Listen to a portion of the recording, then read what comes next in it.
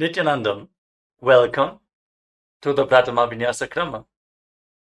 We are going to perform the 108 Asana sequence of KAILASA's Nithyananda Yoga. First, let us make sure we have all the components you need for the yoga practice. Have your yoga mat on the ground. Have your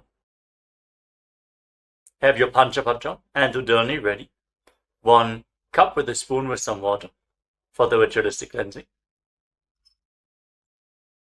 All the male bodies, please remove your upper cloth and apply the vibhuti on the 16 places over your body, as you can see on our acharyas. All the female bodies, you can apply it on your forehead. Wear the kumkum on your third eye, the Agnya chakra in between the eyebrows, and wear the Rudraksha mala around your neck. You can keep some weights at the side of the mat if you want to intensify the asana practice. And make sure you have 1 energized Shri Yantra on your yoga mat.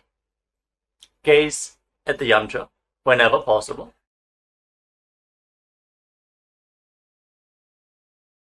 To mirror the macrocosmic energies into your microcosmos.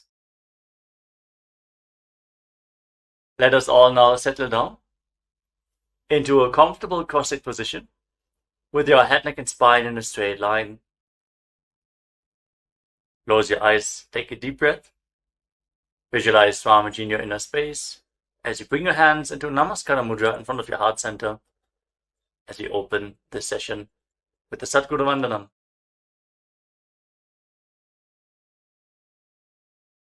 Nithyanandam Paramasukhadam Kevalam Jnanamurtim Dvandvatitam Gaganasadrisham Tattvamasyaadilaksham Ekam Nityam Vimalamachalam Sarvadhi Sakshibhutam Bhavatitam Trigunarahitam Sadgurum Tam Namami. Next, we are going to chant the Shiva Mula mantra. Om Ham Ham Shivaya Namaha 11 times, invoking Paramashiva's presence for this ritual of Nithyananda Yoga. Please follow along internally. Om Ham Ham Shivaya Namaha. Om Ham Ham Shivaya Namaha. Om Ham Ham Shivaya Namaha. Om Ham Ham Shivaya Namaha. Om Ham Ham Shivaya Namaha. Om Ham Ham Shivaya Namaha. Om Ham Ham Shivaya Namaha. Om Ham Ham Shivaya Namaha. Om Ham Ham Shivaya Namaha. Om Ham Ham Shivaya Namaha. Om Ham Ham Shivaya Namaha. Let us now enter into the Tattvachamanam, the ritualistic cleansing. Take your Panchapatram and Udani. Keep your right hand in the Gokarna Mudra in the shape of a cow's ear. Take 1 Udani, 1 spoon of water, and pour it into your right palm. Each time the word Swadha is chanted, sip the water from the bottom of your palm and take another Udani of water into your hand for a total of 3 times. Om Atmatattvam Shodhayami Swadha. Om Vidyatattvam Shodhayami Swadha. Om Shivatattvam Shodhayami Swadha. Now wash your right hand with the water from the Panchapatram and wipe your lips twice with the bottom of your right thumb as we chant. Om Ham Hridayaya Namaha. Wash your hand again. With your index, middle and ring finger joined together, touch above the upper lip and below the lower lip. Then wash your hand again. With your index finger and thumb joined together, touch your right nostril and your left nostril. With your ring finger and thumb, touch your right eye, your right ear, and your left ear. Then wash your hand again. With your little finger and thumb, touch your navel, your right chest, and your left chest. And with all the tips of the fingers joined together, touch the crown of your head, the right shoulder, the left shoulder, and your heart center. Wash your hand again. Now place your right hand over the left and place both your hands on the right thigh. Sit straight, close your eyes, and make a conscious resolution. What you want to manifest in today's Nithyananda Yoga session. Hold the visualization of what you want to manifest as we chant the Sankalpa mantra. ओम ममोपात्त समस्त दुरितक्षय द्वारा भगवत् श्री नित्यानंद परमशिव प्रीत्यर्थम श्री नित्यानंदेश्वरी परमशिव शक्ति समेत श्री नित्यानंदेश्वर परमशिव प्रीत्यर्थम च शुभे शोभने मुहूर्ते अद्य ब्रह्मणः द्वितीय परार्धे श्री श्वेतवराह कल्पे वैवस्वतमन्वन्तरे अष्टाविंशतितमे नित्ययुगे प्रथमे पादे जम्बूद्वीपे भारतवर्षे भरतखण्डे मेरोः दक्षिणे पार्श्वे शकाब्दे अस्मिन् वर्तमाने व्यवहारिके प्रभवादीनां षष्ट्याः संवत्सराणां मध्ये शुभनाम संवत्सरे शुभायने शुभऋतौ शुभमासे शुभपक्षे शुभतिथौ शुभवासरयुक्तायां शुभनक्षत्र शुभयोग शुभकर्ण एवं गुणविशेषण विशिष्टायाम् अस्यां शुभतिथौ श्री कैलासोन्नत द्वादशांत श्यामला पीठारूढ़ श्री मीनाक्षी सुंदरेश्वरा भिन्न स्वरूप परशिवपुत्र रत्नकुमार गुरुमन्यतुल्यावतार श्री पार्वती स्तन्यपान लब्ध दिव्य ज्ञान विश्रुत सकल निगमागम सारभूत द्राविड वेद प्रवक्त्रे श्रीमत् परमशिव करुणा समधिगत मुक्तामय चतुरश्रयान गीयमान छत्र चामर श्री जिन्नकाहलादि समस्त बिरदावल्यलंकृत ज्ञान विज्ञान चक्रवर्ती सर्वजन संघ सद्यो निर्वाण दीक्षा व्यजाप वर्ग वर्ष विश्राणजीमूत परमत कलभ केसरी शैव सिद्धांत स्थापनाचार्य श्री राजाधिराज पांड्य महाराज गुरु क्षपन शाक्यादि महांधकार निवारण ज्ञान भानु वीक्षण नरहार ध्वजोच्छेदन पूर्वक श्रीमद ऋषभध्वज स्थापक शैव समय कर्त्रे सर्वज्ञ पीठारूढ़ श्री जगत गुरु श्री ज्ञान संबंध देशिक स्वामी वागीश सुंदर माणिक्य वाचक स्वामिनाम अवतार भूत श्री ज्ञान संबंध स्वामी पुनरुद्धृत श्यामला पीठ सर्वज्ञ पीठ तृणवद्युत्तर द्विशततम गुरु महासन्निधान अरुणगिरी योगीश्वर परंपरागत अरुणाचल सर्वज्ञ पीठ गुरु महासन्निधान कैलास परंपरागत कांची कैलास सर्वज्ञ पीठ त्रयस्त्रिंशदुत्तर द्विशततम गुरु महासन्निधान नित्योत्सव नित्य मंगल नित्य कल्याण नित्य रचित कैलास परंपरागत आदि कैलास नित्यानंद पीठ महासंस्थान महासिंहासन पीठ कर्त्रे साक्षात् श्री परमशिव समुद्भूत कैलास परंपरागत वैवस्वतमनु इक्ष्वाकु हरिश्चंद्र भगीरथ श्रीरामचंद्र शूरसेन इत्यादि अनवच्छिन्न सार्वभौम चक्रवर्ती परंपरागत चतुष्षष्टि योगिनी मंडित चतुष्षष्टि संप्रदाय प्रवर्तक मनुधर्म शासन सूर्यवंश प्राप्त सर्वज्ञ पीठ सुरांगी साम्राज्य मूर्धाभिषिक्त चूड़ामणि साक्षात् श्री परमशिव समुद्भूत कपिल महागुरु पुनरुद्धृत महानिर्वाणी पीठ अष्टोत्तर सहस्र श्री महामंडलेश्वर साक्षात् श्री परमशिव समुद्भूत श्री महागणपति समारंभ अनवच्छिन्न पीठाधीश्वर गुरु परंपरा प्राप्त अटल पीठ अष्टोत्तर सहस्रतम अष्टोत्तर सहस्र श्री अटल पीठाधीश्वर धर्म मुक्ति स्वर्गपुर स्वर्ण पीठ त्रयोविंश गुरु महासन्निधान कैलास परंपरागत आदिपीठ सर्वज्ञ पीठ जगत गुरु श्री कैलास पुनरुद्धारक श्री कैलास परमाचार्य श्रीमत् परमहंस परिव्राजकाचार्य वर्य सच्चिदानंद प्रणव स्वरूप श्रोत्रिय ब्रह्मनिष्ठ श्री जगत गुरु श्री श्री भगवत् श्री नित्यानंद परमशिव श्री ज्ञान संबंध देशिक परमाचार्य स्वामिनां प्रीत्यर्थम तेषां पादारविन्दयोः भक्ति सिद्ध्यर्थम गुरु कृपा कटाक्ष सिद्ध्यर्थम क्षेम स्थैर्य वीर्य विजय आयुरारोग्य ऐश्वर्याणाम् अभिवृद्ध्यर्थम धर्मार्थ काम मोक्ष चतुर्विध बल पुरुषार्थ सिद्ध्यर्थम समस्त दुरितोपशान्त्यर्थम समस्त मंगल अवाप्त्यर्थम भगवत् श्री नित्यानंद परमशिव प्रसादेन सकुटुम्बस्य ज्ञान वैराग्य जीवन मुक्ति प्राप्त्यर्थम पूर्ण आरोग्य युक्त दृढ़गात्र योग्य शरीर सिद्ध्यर्थम परमशिव शक्ति आविष्करणार्थम नित्यानंद योगाभ्यासं करिष्ये। Now wash your right hand once more. ओम अप उपस्पृश्य And keep your Panchapajam and Udani aside out of harm's way. Let us now enter into the first asana of the sequence, Sukhasana. In a comfortable crossing position with the head, neck and spine in a straight line. Place your hands on top of the knees in Bindu Mudra with index fingers and thumbs together. Gaze forward. Visualize Lord Shiva in your inner space for the visualization. Breathe in Samana Kumbhaka. Inhale deeply into your navel region. And visualize the fire in your navel being kindled, rising up your spine as you exhale and hold your breath. Engage Mahamudra Bandha, which is a combination of the Mula Bandha, the root lock, contracting the perineal floor and pulling it up, preventing the energy from flowing out at the bottom of your spine. The Uddiyana Bandha, the abdominal lock, contracting your muscles above and below the navel and pulling your stomach in and up towards your spine. And the Jalandhara Bandha, the throat lock, as you tuck your chin to the chest, internally contracting your throat muscles to prevent the prana from falling down again. Form all the three bandhas together and form Mahamudra Bandha. Now, internally, chant the japa Soham again and again. Visualize it rotating around your throat in a circular manner, like a prayer wheel. These are the components of the first asana, Sukhasana. तत्सुखासनमित्युक्तमशक्तस्तत्समाचरेत् आसनं विजितं येन जितं तेन जगत्त्रयम्. Now, place one foot, place your feet on top of opposite thighs, into Padmasana, the lotus posture. Join the palms of your hands in front of your chest and raise them up above your head in Anjali Mudra with the elbows straight. Engage all of your unders as you visualize yourself as Mount Kailash in Parvatasana. अथ वक्ष्ये महादेव पर्वतासनमङ्गलम् यत्कृत्वा स्थिररूपी स्यात् षट्चक्रादिविलोपनम्. Now extend your feet away from the body. Bring the soles of the feet together.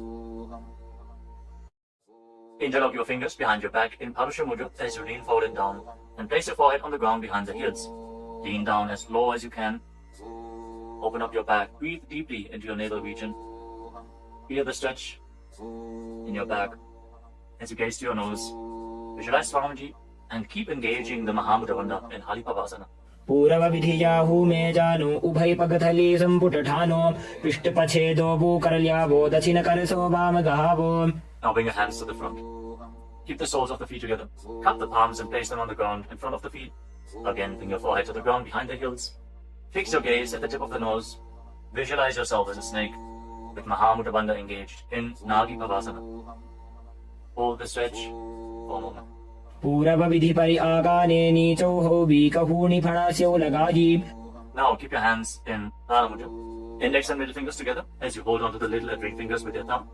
Catch a hold of your big toes and extend your legs forward and up. Then cross your legs into Padmasana and lean forward and down onto your elbows. Engage all the bandhas, Mahamudra Bandha, and visualize yourself as a bird in Kokilasana. अथान्यदासनं वक्ष्ये येन सिद्धो भवेन्नरः अकस्मात् वायुसञ्चारं कोकिलाख्यासनेन च. Rise up. Now stack your knees and your ankles. Hold on to opposite elbows in front and start rotating your arms in a circular motion.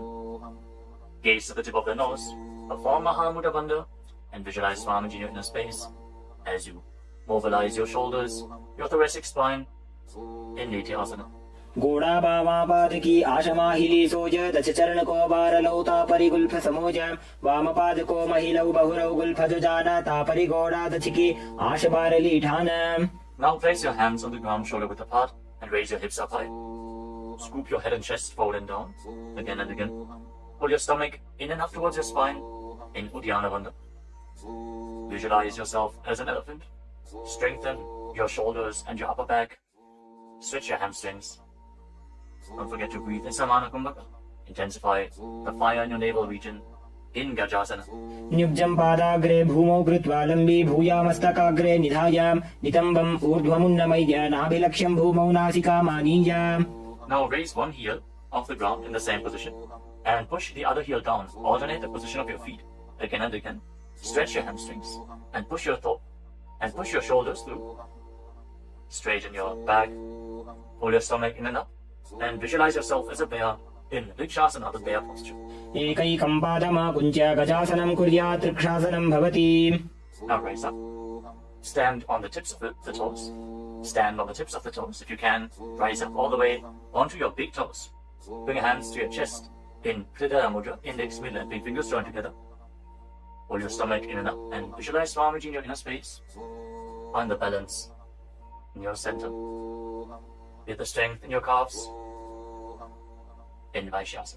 केशेन पादयुगलं बद्ध्वा तिष्ठेदधोमुखः अथ वैश्याः वक्ष्ये यत्कृत्वा सत्यवान् भवेत्. Now let us move into the first Karana of the sequence. Starting off with Adimandi posture. Keep your heels together, toes pointing outwards, and bend your knees. Bring your hands in front of your chest. Now raise one knee up along the center of your body in a circular motion and follow along with the respective hand.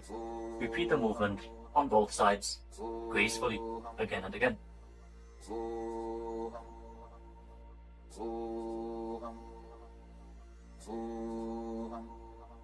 We move on to Balalingasana.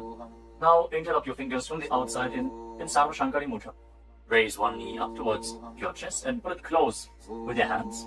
Stand straight on the mat. Bring stability into your foot as you engage all three bandhas.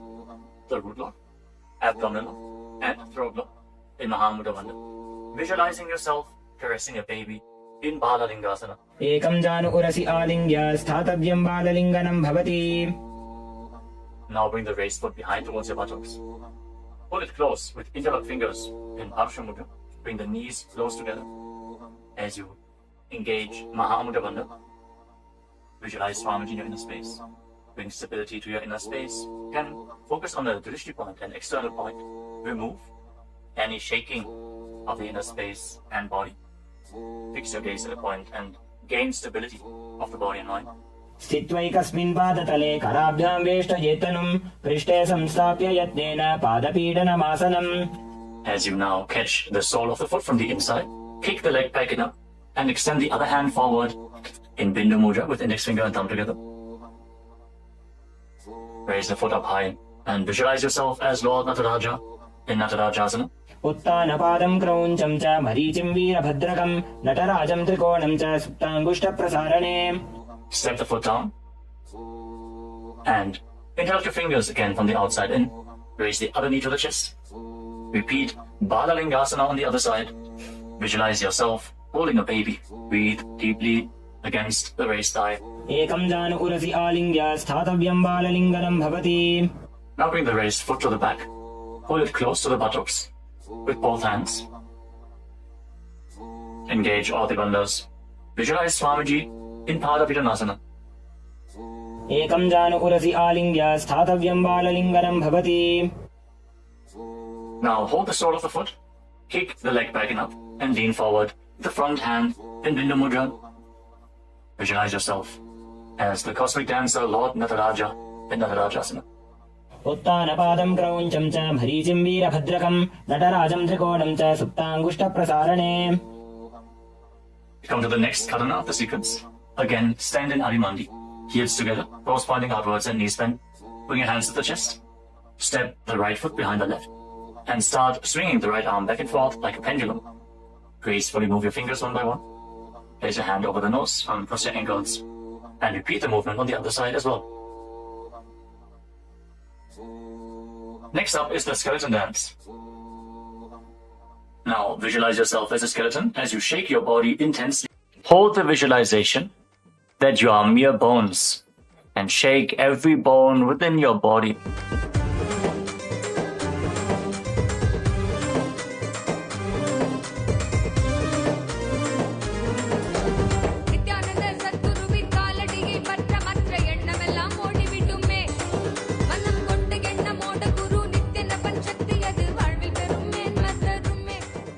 Now return to Adimandi posture and cross your arms over top of your head. For the next karana of the sequence, Katichina Karana. Now turn your body to one side, open up your arms above the head, cross them back to the center, follow along with your breath again and again.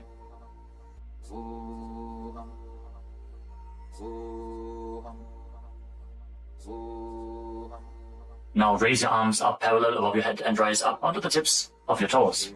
Engage Mahamudra Bandha and visualize yourself as a palm tree.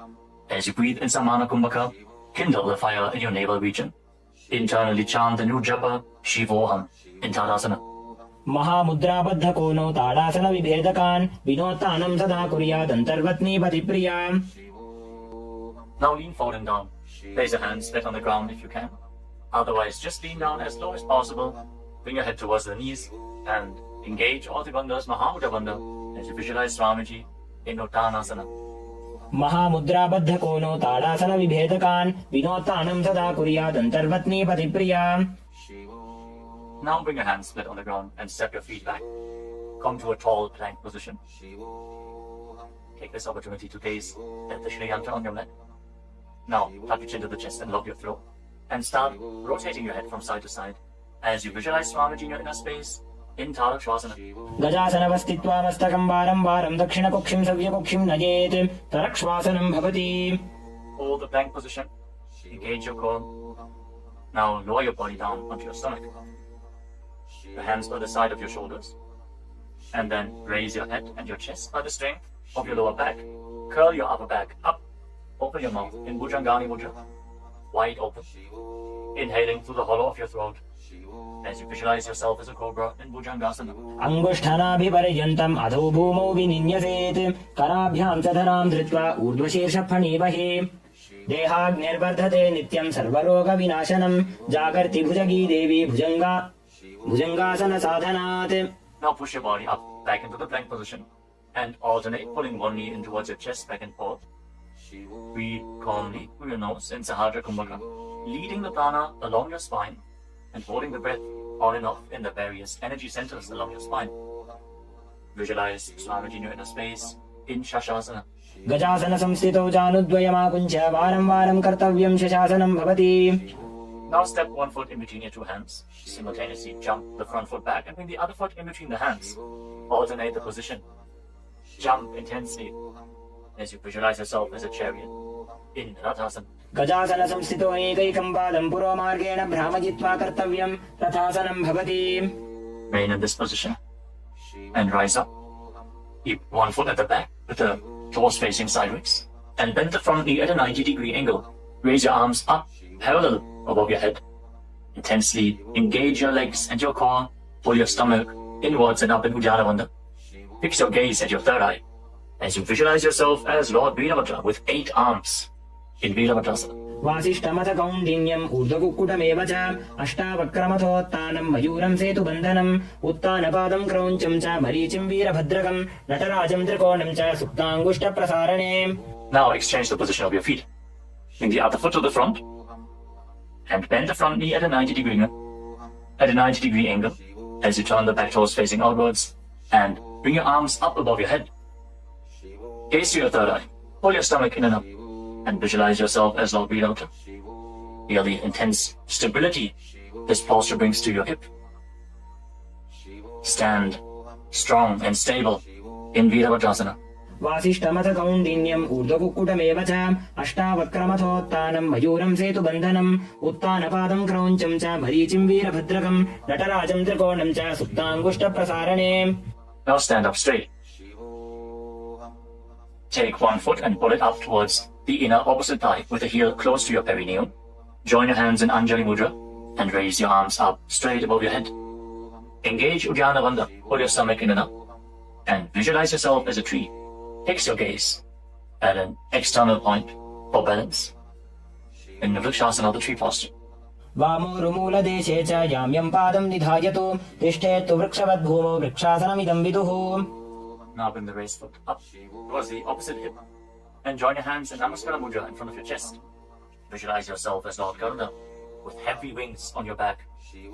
Stand strong and stable in Garudasana. गरुडासनमापक्षे येन ध्यानं स्थिरं भवेत् सर्वदोषाद्विनिर्मुक्तो भवतीह महाबली. एकपादमुरो बद्ध्वा एकपादेन दण्डवत् जङ्घपादसन्धिदेशे जानुव्यग्रं व्यवस्थितः. Now step the foot down. Raise the other foot up. Bring your hands together in Anjali Mudra. Raise your arms up above your head. Elbows straight. Perform Uddiyana Bandha. And visualize yourself as a tree in Vrikshasana.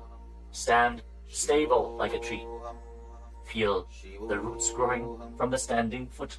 वामोरुमूलदेशे च याम्यं पादं निधायतु तिष्ठेत्तु वृक्षवद्भूमौ वृक्षासनमिदं विदुः. Now step one foot back. Now bring the raised foot on top of the opposite hip and join your hands in Namaskara Mudra in front of your chest. Visualize yourself as Lord Garuda as you repeat Garudasana on the other side. गरुडासनमापक्षे येन ध्यानं स्थिरं भवेत् सर्वदोषाद्विनिर्मुक्तो भवतीह महाबली. एकपादमुरो बद्ध्वा एकपादेन दण्डवत् जङ्घपादसन्धिदेशे जानुव्यग्रं व्यवस्थितः. Now step one foot back and keep the other foot at the front. Keep the back toes facing sideways. Extend your arms out parallel to the ground, lean forward and down. Bring one hand to the foot and the other hand up to the sky.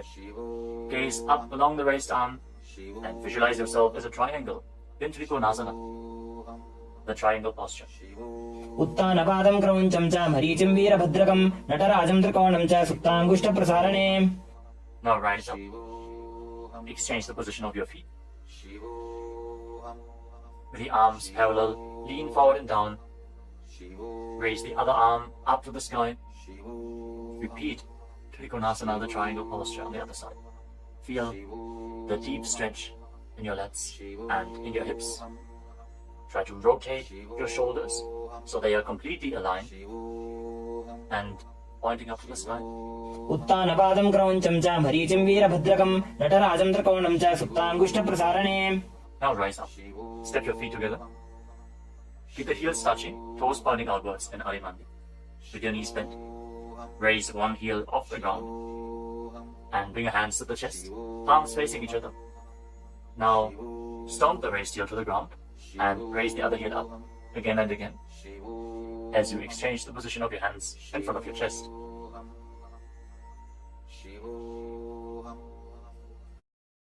Now lower your body down into Angushtasana. Tuck the toes and sit on raised heels. Join your hands in Namaskara Mudra in front of your heart center.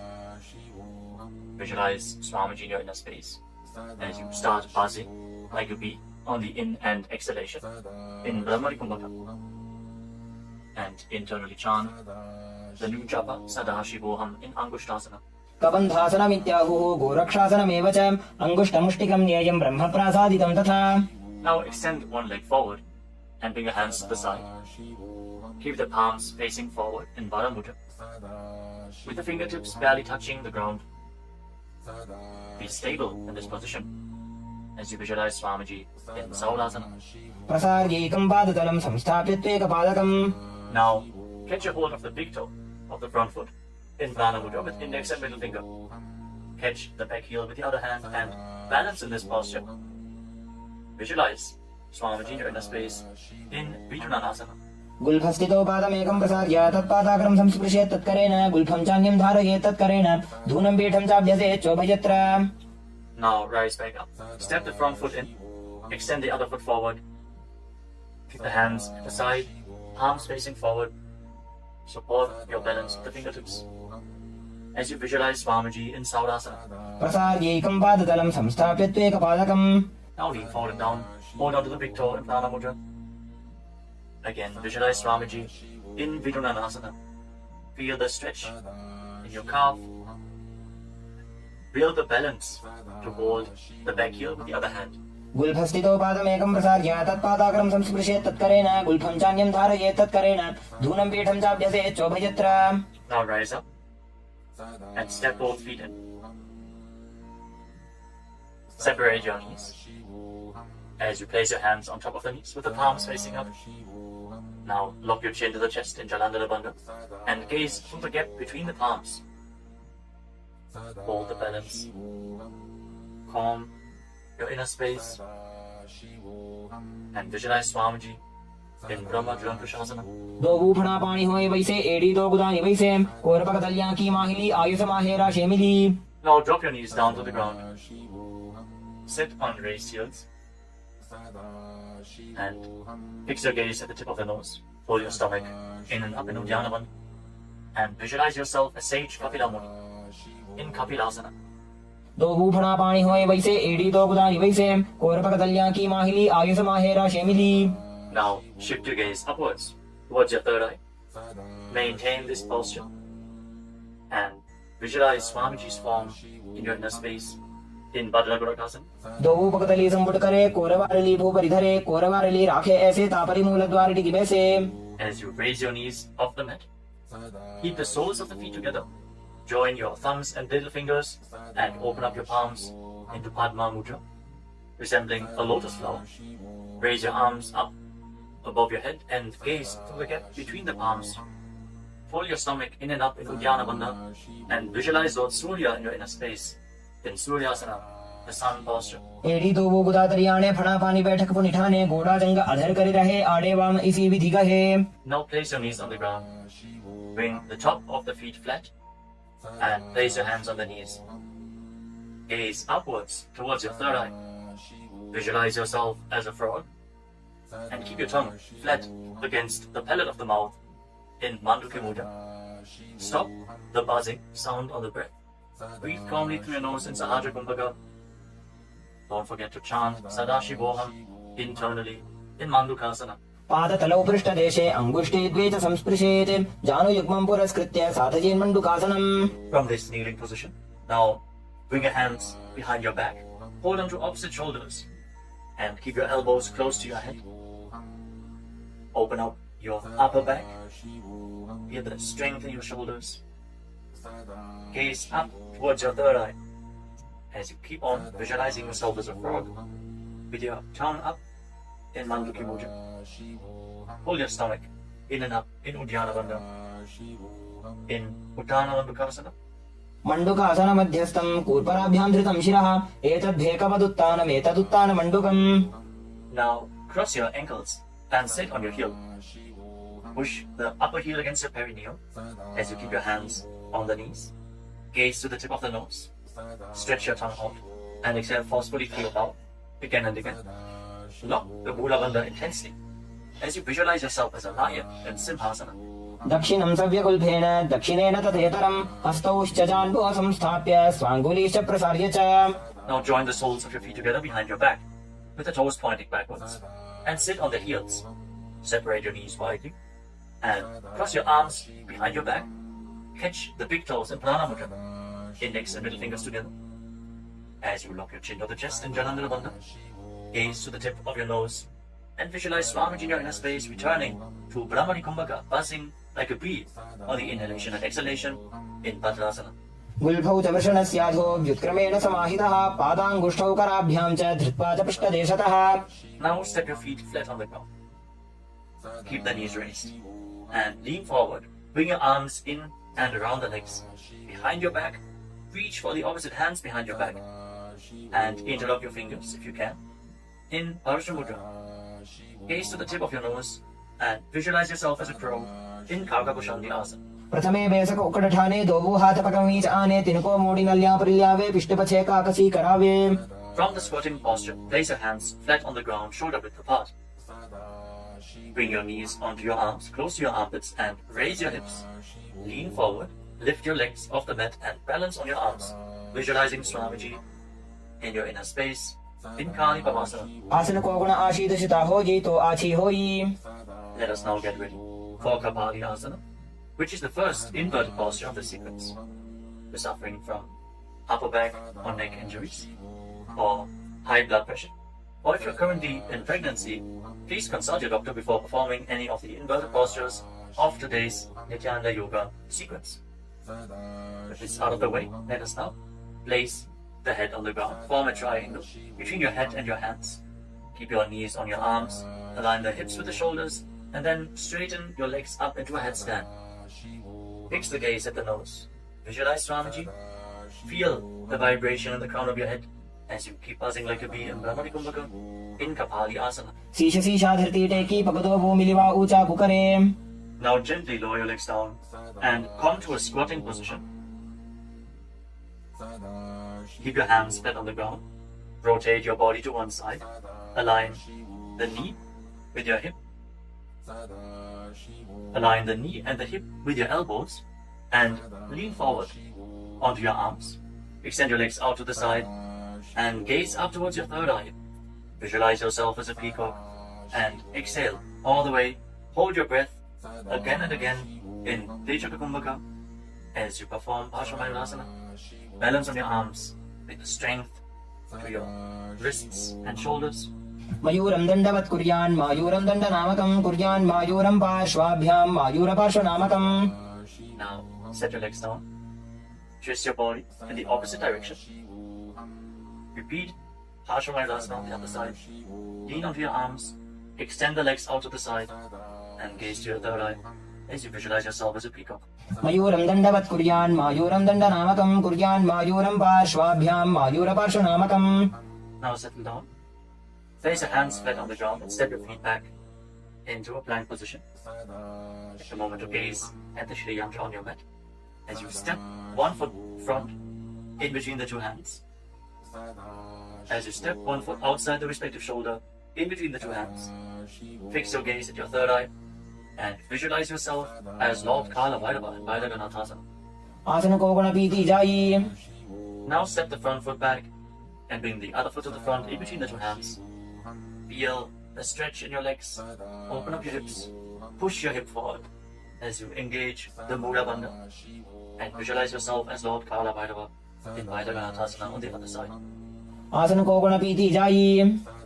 Now step the front foot back and bring your forearms on the mat. Raise your hips up high. Slightly walk your feet forward Open up your shoulders. Try to bring your heels to the mat. Intensely stretch your hamstrings.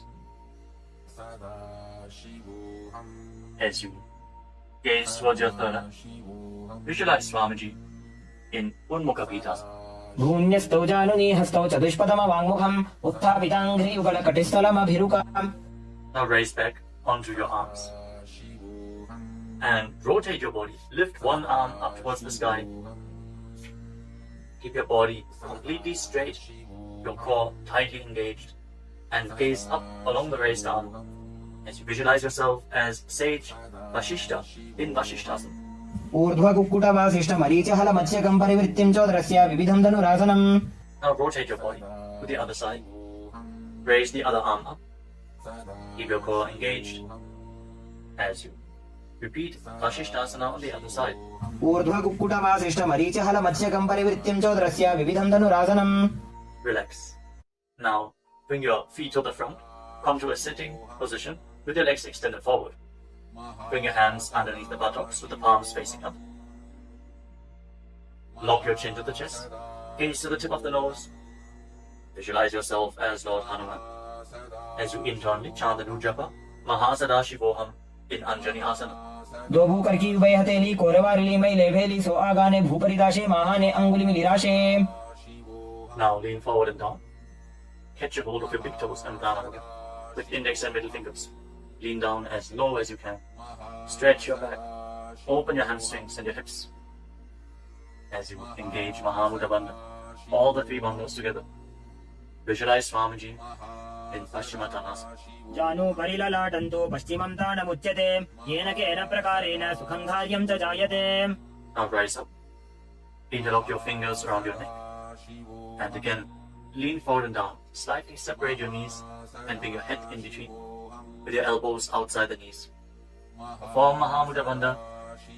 So visualize Kali in your inner space in Ugrasana. स्वपाणिभ्यां दृढं धृत्वा जानुपरि शिरोन्यसेत् आसनोऽग्रमिदं प्रोक्तं भवेदनिलदीपनं देहावसानहरणं पश्चिमोत्तानसंज्ञकम्. Now step one foot in towards your perineum. Lean forward and down. Bring the respective arm in and around the leg and interlock both hands behind your back. Bring your head towards the knee as you visualize yourself as sage Marichi in Marichi Asana. उत्तानपादं क्रौञ्चं च मरीचिं वीरभद्रकं नटराजं त्रिकोणं च सुप्ताङ्गुष्ठप्रसारणे. Now rise up. Drop the raised knee to the side as you keep the heel against the perineum. Lean forward and down. Hold onto the front foot. Gaze at the tip of the nose. Visualize Swamiji. Exhale deeply and then hold your breath, locking all the three bandhas. Mahamudra Bandha in Mahamudrasana. महामुद्रां प्रवक्ष्यामि तन्त्रेऽस्मिन् मम वल्लभे यां प्राप्य सिद्धा सिद्धिं च कपिलाद्याः पुरागताः. Now extend both your legs. Bring the other foot in towards the perineum with the knee raised. Bring your arm around the raised knee and interlock your fingers behind your back. As you bring your head towards the knee, visualize yourself as sage Marichi in Marichi Asana on the other side. उत्तानपादं क्रौञ्चं च मरीचिं वीरभद्रकं नटराजं त्रिकोणं च सुप्ताङ्गुष्ठप्रसारणे. Now rise up. Drop the raised knee to the side. And again, lean forward and down. Hold onto the front foot with both hands. Gaze to the tip of the nose. Engage all the bandhas. Mahamudra Bandha. As you visualize Swamiji. Open up your hip.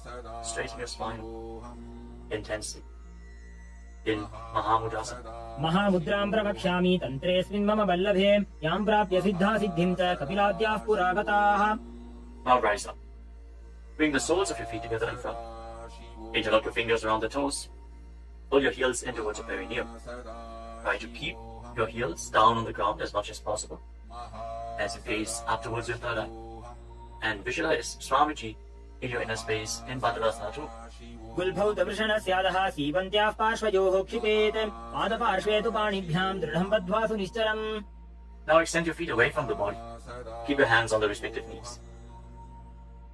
And lock your chin to the chest. Gaze to the nose. As you visualize Swamiji in Gvalipavasana. पूरवचर्पटिचोककक्ष्यो sooji वाही विधिचोकीचे सोयी जामे AD भिन्न जराशे अंगुल 8 अंतरो राशे. Now bring your feet back in towards the perineum. Hold the soles of your feet with all the 10 fingers and lean forward and down. Place your head on the mat. Fix your gaze at the tip of the nose and visualize Yoni Mandala, the visual representation of Devi Paramashiva Shakti herself. We are projecting the Yoni Mandala in the top right corner of the screen. If you don't know how the Yoni Mandala looks, exhale deeply and hold your breath in Rechaka Kumbhaka in Joni Asana. दोभूपकदली संपुट करे AD made के ढिंग दरे अर्धहात को अंतरराशे लिलाट पकथलियां उपरदाशे. Rise up and again extend your feet away from the body. Extend your arms out to the side and lean forward and down from the waist. Try to keep your back as straight as possible as you bring your forehead on the ground behind your heels.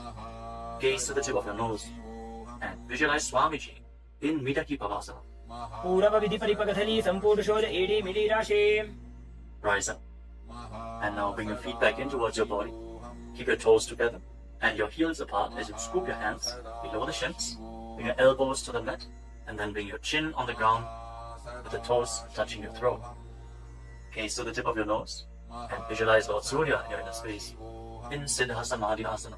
दोभूपकदली संपुट करे कोले मेढ़ आगा मेधरे अंगुल 8 अंतरो राशे AD को ऐसे विदिदाशे. Now rise up. Bring the heels together and keep your toes apart. Hold on to the feet as you open them up like a book, pressing your elbows down on your thighs, gazing through the nose and visualizing Swamiji, the Supreme Pontiff of Hinduism, in your inner space in Chinaki Pavasana. दोभूपका की एडी धरती महिमा मेढ़ लगावे. Now rise up. Bring the soles of the feet together completely. Push your knees to the mat as you place your hands on top. And gently push down the knees with your hands.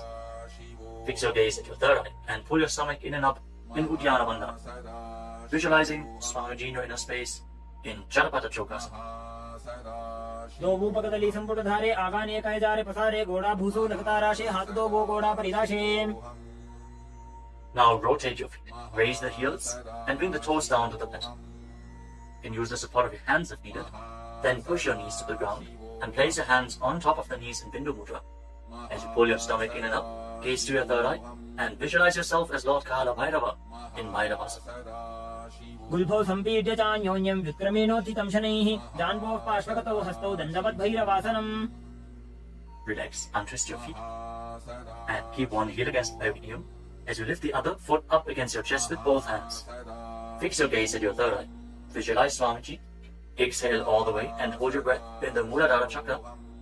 And don't forget to internally chant the japa Mahasadashi in Samanasana.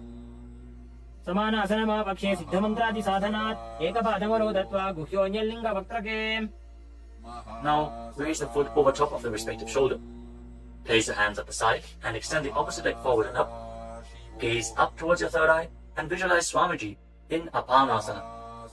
केवलं पादमेकं च स्कन्धे चारोप्य यत्ततः एकपादेन गगने तिष्ठे तदण्डवत् प्रभो. Now lower your legs down. Bring the other heel against the perineum and lift the opposite foot against your chest. Breathe deeply. Exhale all the way and hold your breath in Rechaka Kumbhaka. As you place your third eye, visualize Swamiji in Samanasana. समानासनमापक्षे सिद्धमन्त्रादि साधनात् एकपादमरो दत्वा गुह्योऽन्यलिङ्ग वक्त्रके. Now lift the raised foot over your shoulder. Your hands at the side. Extend the opposite leg forward and up. And gaze to your third eye as you visualize Swamiji in Apanasana on the other side. Hold this posture.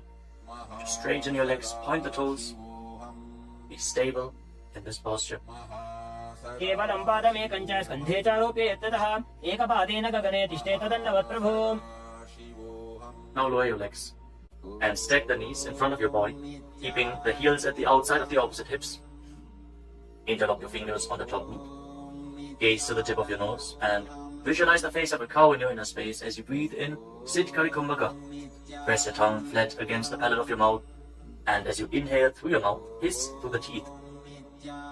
Exhale through your nose and internally chant the japa Om Nithyananda Yoga in Gomukhasana. सव्ये दक्षिणगुल्फन्तो पृष्ठपार्श्वेन योजयेत् दक्षिणे अपि तथा सव्यं गोमुखं यथा. Now catch a hold of the big toes of Prana Mudra and pull your stomach in and up in Uddiyana Bandhana.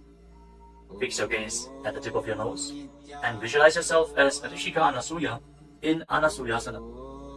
दक्षिण घोड़ो नीचे उठाने, बाहों ताके ऊपर आने, घोड़ा संधि मिलावे भारी, आड़ा पद पुनीते संधि पसारी. With your gaze fixed at the nose, lean forward and down, and interlock your fingers behind your back. Bring your chin over the knees. Lean down as low as possible. Visualizing Rishika Anasuya in Anasuyasana 2. जीवना गोदा की संधि, उपरिड़ा बागोड़ा की संधि, मिलाई राशे, घोड़ा से उले, पकतल्यालो आड़वाई सूधा राशे. Now rise back up. Place the right foot flat on the mat with the right knee against your chest, and keep the left heel against your perineum, with the knee on the ground. Place your hands on the respective knees. Gaze to the tip of the nose, and visualize yourself as Lord Garuda in Garudasana 2. डाबो पकमोड़ी एड़ी, माहिला गुल्फमूल द्वारणी चैदे. From the same posture, now raise your perineum onto the heel. Interlock your fingers around your neck, and twist your elbows outside the raised knee as you gaze up towards your third eye. Visualize yourself as Sage Narada in Naradasana. इष्टि जवाम पगदली केरी, भूपरी दाही लगा बेफेरी, घोड़ा सुधो फणो है जो जी, छिपाशती राशे sooji. Relax, untwist your spine, and now raise the left foot on the right thigh, and raise the right knee. Catch the big toe of the right foot with the right hand in Prana Mudra, and hold onto the shin of the right leg with your left hand as you hug your knees. Fix your gaze at the tip of your nose, and visualize Matsya, the fish avatar of Lord Vishnu in Matsya Pitakasana. वामेन वामाङ्गुष्टन्तो गृहीतं मत्स्य पीठकं योनि वामेन संबीड्य मेढ्रादुपरि दक्षिणम्. Now again, stack your knees and keep your heels outside the hips. Intensely stretch your hip rotators. Keep your hands on your knees in Parashamudra. Gaze to the tip of your nose and visualize the face of a cow in Gomukhasana. सव्ये दक्षिणगुल्फन्तो पृष्ठपार्श्वे नियोजयेत्. दक्षिणे अपि तथा सव्यं गोमुखं गोमुखं यथा. Now interlock your fingers around the toes in Pranamudra. Hold your stomach in Uddiyana Bandha and fix the gaze at the tip of the nose as you repeat Anasuyasana. दक्षिण घोड़ो नीचे उठाने, बाहों ताके ऊपर आने, घोड़ा संधि मिलावे भारी, आड़ा पद पुनीते संधि पसारी. Now interlock your fingers behind your back and lean forward and down. Bring your chin over the knee, the nose as close to the ground as you can. Fix your gaze at the tip of the nose and visualize yourself as Rishika Anasuya in Anasuyasana 2. दक्षिण घोड़ो नीचे उठाने, बाहों ताके ऊपर आने, घोड़ा संधि मिलावे भारी, आड़ा पद पुनीते संधि पसारी. Now rise back up. This time place the left foot flat, the left knee against the chest, right heel against the perineum. Keep your hands on your knees. Gaze to your nose and visualize yourself as Lord Garuda in Garudasana 2 on the other side. जीवना गोदा की संधि, उपरिड़ा बागोड़ा की संधि, मिलाई राशे, घोड़ा से उले, पकतल्यालो आड़वाई सूधा राशे. As you raise your perineum up onto the heel, interlock your fingers around your neck, twist your elbows outside the raised knee, gaze up towards your third eye, and visualize Sage Narada in Naradasana. इष्टि जवाम पगदली केरी, भूपरी दाही लगा बेफेरी, घोड़ा सुधो फणो है जो जी, छिपाशती राशे sooji. Now raise up. Place the right foot onto the left thigh and hold on to the left shin and the big toe as you gaze to your nose and visualize Matsya, the fish avatar of Lord Vishnu in Matsya Pitakasana. वामेन वामाङ्गुष्टन्तो गृहीतं मत्स्य पीठकं योनि वामेन संबीड्य मेढ्रादुपरि दक्षिणम्. The next asana is Matsyendasana. Now extend your legs forward. Place one foot on top of the opposite thigh. As you place the left foot on the opposite thigh, raise the right knee. Bring the left elbow around the raised knee, hand by the neck, and the other hand on the ground behind you. Twist your spine, gaze up towards your third eye, and visualize Matsyendana, the master and great sage, in Matsyendasana. उदरं पश्चिमाभासं कृत्वा तिष्ठति यत्ततः नम्राङ्गं वामपादं हि दक्षजानोपरिन्यसेत्. Now extend your front hand down to the foot and hold on to the big toe in Prana Mudra. Place the other hand on the respective ear as you gaze towards your third eye and visualize yourself as a camel in Kupasana. आसन को गुण झोलो जाए. Now drop the hand from your ear to the ground behind you. Gaze up towards your third eye and visualize the master of Hatha Yoga, the great sage Matsyendana in Matsyendasana 2.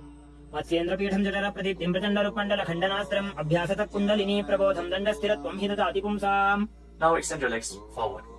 This time, place the right foot onto the left thigh. Raise the left knee, Bring the right elbow around the raised knee and the hand by the neck. As you gaze up, visualize Sage Nithyananda, the master of Hatha Yoga in Matsyendasana. In Matsyendasana on the other side. उदरं पश्चिमाभासं कृत्वा तिष्ठति यत्ततः नम्राङ्गं वामपादं हि दक्षजानुपरिन्यसेत्. Now extend the front hand down to the foot, catch a hold of the big toe and Prana Mudra, and place the other hand on the respective ear. As you gaze to your third eye and visualize yourself as a camel in Kubasana on the other side. आसन को गुण झोलो जाए. Now drop the hand from your ear on the ground behind you. Keep twisting your spine intensely as you visualize Sage Nithyananda, the master of Hatha Yoga in Matsyendasana 2. मत्स्येन्द्रपीठं जठर प्रदीप्तिं प्रचण्डरुपण्डलखण्डनास्त्रम् अभ्यासतः kundalini प्रबोधं दण्डस्थिरत्वं हि ददाति पुंसाम्. Untwist your spine and now place your feet on top of opposite thighs into Padmasana, the lotus posture. As you fix your gaze at the tip of the nose, place your hands on top of the knees. Engage all the wonders intensely, sincerely. Visualize yourself as Lord Shiva and perform the Shitali Kumbhaka. Press your tongue against the back of the teeth as you hiss through your teeth on the inhalation. Engage all the bandhas and internally chant the new japa Om Nithyananda Mahasadaशिवोऽहम् in Padmasana. आसनं द्विधं प्रोक्तं पद्मं वज्रासनं तथा ऊर्ध्वोरुपै चेत् धत्ते उभे पादतले यथा.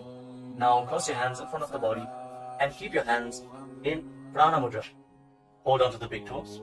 Gaze to the tip of your nose and visualize yourself as Goddess Parvati, the consort of Lord Shiva, in Padmasana 2. उत्तानौ चरणौ कृत्वा ऊरु संस्थौ प्रयत्नतः ऊरु मध्ये तथोत्तानौ पाणी कृत्वा तु तादृशौ. From Padmasana, now bring your hands through your legs. Place your palms flat on the ground and straighten your arms. Pull your knees up. Lift your body off the ground and balance. As you visualize yourself as a rooster, breathe calmly through your nose in Sahaja Kumbhaka in Kukutasana. पद्मासनं सुसंस्थाप्य नान्मोरोरन्तरे करौ निवेश्य भूमावासिष्ठे द्योमस्तः कुक्कुटासनः. Now from Padmasana, rise up onto your knees. Place your hands in such a way that the fingers are pointing towards your body. Now bend the elbows and bring them towards your navel. Lean forward, find balance and lift your legs off the ground. With your legs in Padmasana, visualize Swamiji in Asana. धरामवष्टभ्यकरद्वेन तत्पूर्वरिस्थापितानाभिपार्श्वः उच्चासनो दण्डवदुत्तितर्खे मायूरमेतत् प्रवदन्ति पीठं मयूरं पद्मकं कुर्यात् बद्धकेकीति कथ्यते. Now extend your legs back into Mayurasana. From the kneeling position, lean your navel onto your elbows and lift your legs up straight as you visualize yourself as a peacock in Mayurasana. अथ वक्ष्ये महादेव मयूरासनमुत्तमम् ओमो निपात्य हस्तौ द्वौ पूर्वरोपरि देहकम्. Now relax. Lay down on your stomach. After intensely engaging the muscles of your body, interlock your fingers around your neck. Place your forehead on the ground. Turn your feet outwards so the toes are pointing to the side and the heels are touching the ground. Visualize yourself as a crocodile in Makarasana. अध्यासशेदे हृदयं निधाय भूमौ च पादौ च प्रसार्यमानो शिरश्च धृत्वा करदण्डयुग्मे देहाग्निकारं मकरासनं तत्. Now keep your hands at the side of your shoulders and raise your legs off the ground. Engage your lower back as you visualize yourself as a locust in Shalabhasana. अध्यासशेते करयुग्मवक्षो भूमिमवष्टभ्यकरयोस्तलाभ्यां पादौ च शून्ये च वितस्तिचोर्ध्वं वदन्ति पीठं शलभं मुनीन्द्राः. Next, bend your knees and hold onto the feet with your hands, pulling your feet outside of the hips onto the ground as low as possible. Visualize yourself as a camel in Ushtrasana. अध्यासशेते पदयुग्मं व्यस्तं पृष्ठे निधायापि धृतं कराभ्याम् आकुञ्चयेत् सम्यक् उदरास्य गाढमुष्टं च पीठं योगिनो वदन्ति. Now, as you hold onto the feet, kick your legs back and up and raise your head and chest. Bend your back and gaze up. Visualize yourself as Lord Shiva's bow in Dhanurasana. प्रसार्य पादौ भुवि दण्डरूपौ करौ च पृष्ठे धृतपादयुग्मं कृत्वा धनुस्तुल्य विवर्तिताङ्गं निगद्य योगी धनुरासनं तत्. Now lower your body down. Rise up and come to a comfortable kneeling position. Keep your heels outside the hips with the toes touching behind your back. Keep your hands on your knees or on your thighs. Gaze upwards towards your third eye. And breathe deeply through your nose. Lead the prana along your spine in Sahaja Kumbhaka. As you visualize Swamiji in a space, internally chant the Mahavakya Om Nithyananda Paramashivam in Bhagasana. उल्टा मोटी पावदो वैसे बहुरो जुगति करे एक ऐसे पावन महिला गुलपज होवु कुलापाशितीला बेसोवु. Now lean forward and down. Bring your forearms to the ground, elbows shoulder width apart. As you get ready for another inverted posture, interlock your fingers and place your head on the mat. Support it with your hands. Raise your hips up, straighten your legs, walk them forward and lift your legs off the ground. Stay in a position with your legs bent. Pull your knees in towards your chest. Pull your knees in towards your chest. As you gaze to the tip of the nose, visualize Swamiji in Gohi Asana. दोवो हाथ की कहुनी जोजी पुनः कलाई जाने दो जी. From Gohi Asana, now extend your legs up straight into Shirshasana, the headstand posture. Find inner stability. As you gaze to your nose and visualize Swamiji in Shirshasana. विपरीतं मण्डलं च द्विधैव विदितं हिनः दण्डासनं द्विधा प्रोक्तं Now gently विपरीतोपवेशने. lower your legs down. Bring your legs to the front. Extend it forward. As you get ready for a sequence of intense exhalations. In Bhastika Kumbhaka, pull your abdomen inwards and push the air out like the bellows of a blacksmith again and again. In Bhastika Kumbhaka, we are going to perform this Kumbhaka throughout the next few asanas. Starting off with Bodhi Asana. Hold onto your calves and then raise your legs up. Try to bring them as vertical in front of your face as possible. As you visualize Swamiji in your inner space, hold this position. Engage your core. दोवो हाथ पग बाहर आने गोड़ा तले का कसी ठाने अंगुष्ठ पिंडली लगता Now धरे bring your hands Chandra behind your Akash back. ऋषि करे. Hold on to opposite shoulders with your hands as you gaze to your third eye. Exhale rapidly and visualize yourself as a mace in Parikasana. Intensely work your core. उत्तान शयनं कृत्वा पादौ मिलित्वा प्रसाद्यानितं भूमौ. Now bring your hands to the front, parallel to the ground, with the legs raised at 45-degree angle. Gaze to your third eye and visualize yourself as a boat in Naukasana. Keep going, we're almost there. Keep your core engaged. उत्तान शयनं कुल्पराभ्यां भूमिं वष्टभ्यः Now separate your निधाय. knees and bring the soles of the feet together. Pull your feet in towards your chest as you scoop your hands below. Keep breathing rapidly as you visualize yourself as Lord Buddha. Gaze to the tip of the nose in Buddhasana. पगडली संपूर्ण करी हाथस्य उपक उचाजी पगाका अंगूठा दो गूले गो कामी कानी कालवे. Place your feet flat on the ground as you lay down on your back. Keep your knees raised and place your palms on the ground just behind the heels. Push your hips up high off the ground. Lock your perineum and lock your throat in the Mula Bandha and the Jalandhara Bandha. Push the air upwards against the throat lock. Prevent it from escaping your body in Murcha Kumbhaka. Push the prana upwards as you gaze to your nose and visualize Swamiji in Unmukha Pitasana too.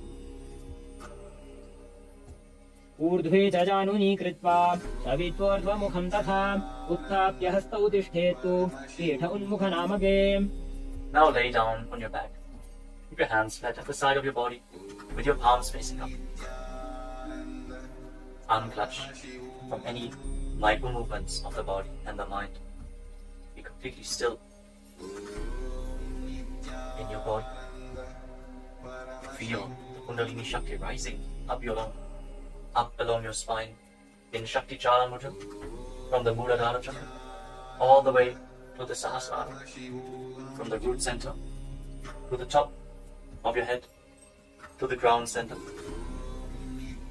Visualize your body is dead. And Swamiji, the Supreme Pontiff of Hinduism, is liberating you. Internally chant the Mahavakya. Om Nithyananda Paramashivam in Shivasana. उत्तानं शववद्भूमौ शयनं तु शवासनं शवासनं श्रान्तिहरं चित्तविश्रान्तिकारकम्.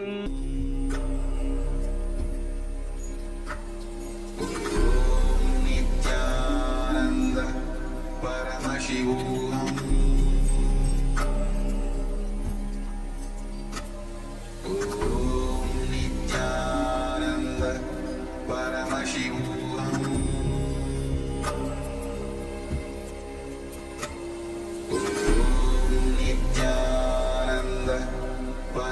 Paramashivam. Om Nithyananda Paramashivam.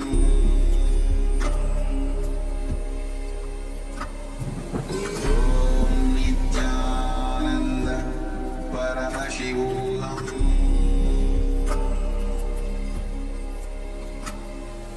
Om Nithyananda Paramashivam. Om Nithyananda Paramashivam.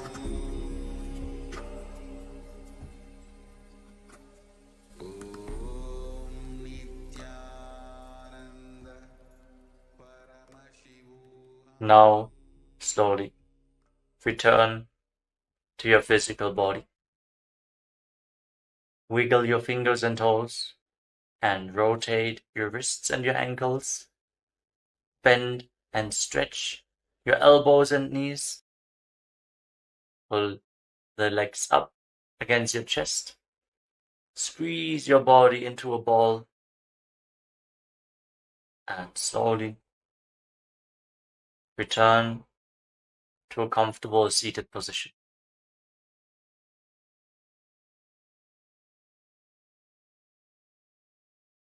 Congratulations, you completed the Prathama Vinyasa Krama, the 108 asanas of KAILASA Nithyananda Yoga.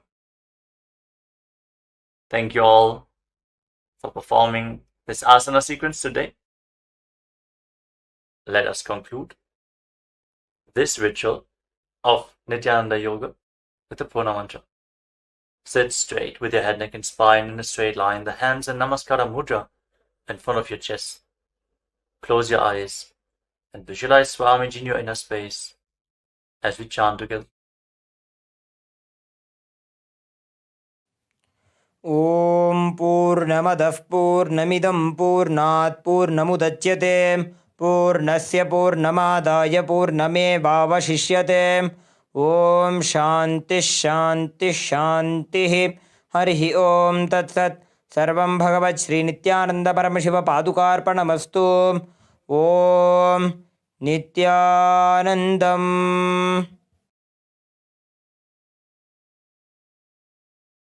Now, in deep gratitude to Swamiji, perform the Shashtanga Namaskara. Lie down onto your chest and bring your hands forward in the Namaskara Mudra above your head, surrendering yourself to Swamiji's feet. Hope to see you all again tomorrow for another round of the Prathama Vinyasa Krama. Offering the Pratyakshapada Puja at the Divine Lotus Feet of the Supreme Pontiff of Hinduism, Bhagavan Nithyananda Paramashivам. Before we begin the Pratyakshapada Puja today, we request all the Pada Puja participants to declare the following statements with integrity and authenticity. If you agree, please say yes loudly. I authentically cognize, which is internally process, understand, and declare the truth that cosmic energy exists. Yes. I authentically cognize, which is internally process, understand, and declare the truth that the Supreme Pontiff of Hinduism, Bhagavan Nithyananda Paramashivam, is the Chinmaya Vigraha, the embodiment and representation of that very cosmic energy. Yes. I authentically cognize, which is internally process, understand, and declare the truth that whatever I offer in the Pratyakshapada Puja at the Divine Lotus Feet of the Supreme Pontiff of Hinduism, Bhagavan Nithyananda Paramashivam, will reach the cosmic source of energy directly. Yes. I authentically cognize, which is internally process, understand, and declare the truth of Sohamasmi, that even when I worship, I am Him. Yes. Let us now enter the Pratyakshapada Puja.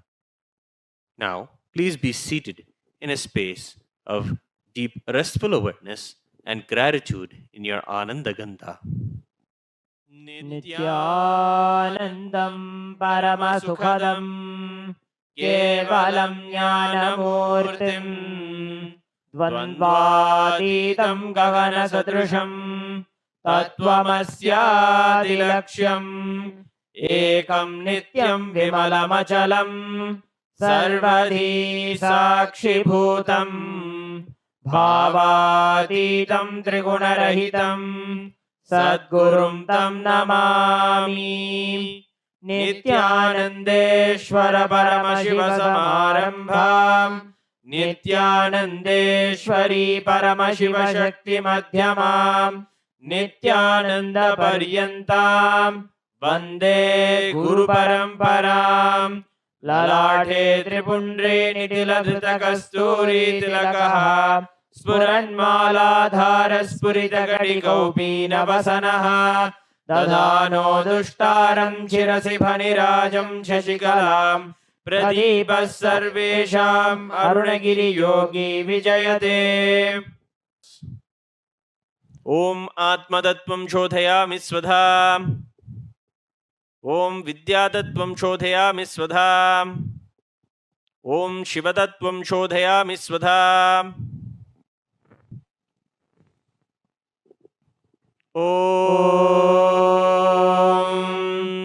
शुक्लाम्बरधरं विष्णुं शशिवर्णं चतुर्भुजं प्रसन्नवदनं ध्यायेत् सर्वविघ्नोपशान्तये।